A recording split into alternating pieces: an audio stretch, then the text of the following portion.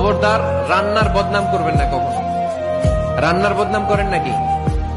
এটা ঝাল হইছে, ওইটা মজা হয় নাই, এটা টক হইছে, এটা লবণ হয় নাই, এরকম আছে না নাই?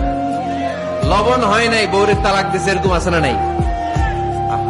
রান্না একটু ভালো হয় নাই, ঝাল হয়ে গেছে বেশি, বউরে মায়ের সুদ, এরকম ডাকাইতে আছে না নাই?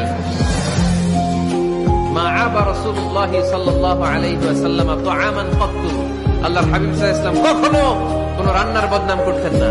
ইনিশতাহাহু আকালাহু, বুখারীর বর্ণনা। ভাল লাগলে খেতেন, ভাল লাগতেছে আরো খেতেন, আরো খেতেন। ওয়া ইন কারিহাহু তারাকা, ভালো না লাগলে রেখে দিতেন, ওর দিকে তাকাইতেন না। কিন্তু কখনো বলেন নাই লবণ হয় নাই, কখনো বলেন নাই ঝাল বেশি হয়েছে, কখনো বলেন নাই রান্নাটা মজা হয় নাই। সুবহানাল্লাহ পড়বেন না?